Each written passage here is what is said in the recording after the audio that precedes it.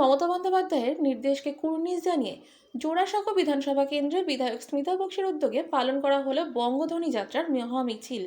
এই মহামিছিলে পায়ে পা মেলান হাজার হাজার মানুষ। রাজ্য সরকারের রিপোর্ট কার্ড উন্নয়নে অনুষ্ঠানের মঞ্চ থেকেই মানুষের পাশে থাকার আহ্বান জানালেন তৃণমূল কংগ্রেসের নেতৃত্ববৃন্দরা।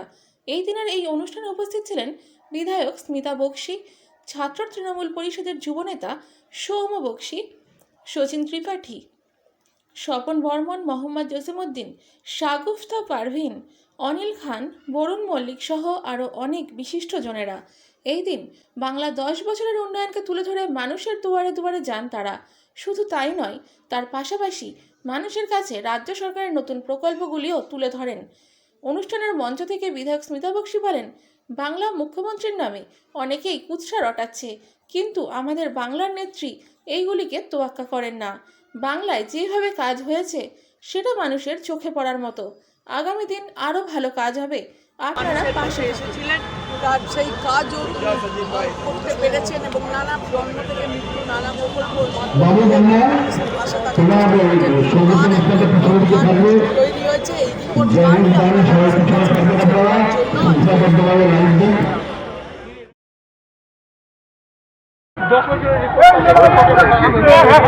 10 বছরের রিপোর্ট তো আমাদের বঙ্গবন্ধু মাধ্যম দিয়ে মমতা বন্দ্যোপাধ্যায় যে উন্নয়ন 10 বছরে করেছেন, সেই 10 বছরের রিপোর্ট কার্ড অর্থাৎ মানুষের কাছে পৌঁছে দেওয়ার খতিয়ান নিয়ে আমরা মানুষের ঘরে ঘরে পৌঁছচ্ছি। আজকে জোড়াসাঁকো কেন্দ্রের প্রথম বঙ্গধ্বনি যাত্রা, আজকে মহামিছিলের ডাক দেওয়া হয়েছিল এবং আমাদের কর্মীদের এবং মানুষের স্বতঃস্ফূর্ততা এই মিছিলকে মহামিছিলে পরিণত করেছে। আগামী দিনে আমরা প্রতিটি ওয়ার্ডে মানুষের কাছে ঘরে ঘরে পৌঁছে গিয়ে মানুষের কাছে এই খতিয়ান তুলে ধরবো এবং আমাদের দৃঢ় বিশ্বাস যে 2016 সালে মমতা বন্দ্যোপাধ্যায়ের এই 5 বছরের খতিয়ান দেখে মানুষজন কিন্তু ভোট দিয়েছিল এবং 2011 সালের থেকে বেশি আসনে মমতা বন্দ্যোপাধ্যায় আমরা তৃণমূল কংগ্রেসকে জয়লাভ করেছিল।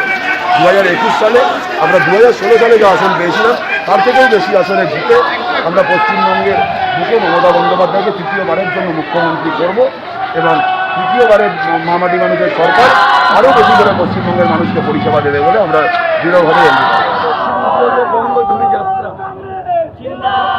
আমরা এর মাধ্যমে মানুষকে কাছে জানাতে চাই, মমতা বন্দ্যোপাধ্যায় 2011 থেকে 2020 পর্যন্ত যে কাজের খতিয়ান দিয়েছেন, কি প্রতিশ্রুতি দিয়েছিলেন, কতটা কাজ হয়েছে, কিভাবে কাজ হয়েছে এবং আমি আপনাদের সামনে বলি সমস্ত কাজ যতগুলো প্রতিশ্রুতি দিয়েছিলেন সব কাজ করেছেন।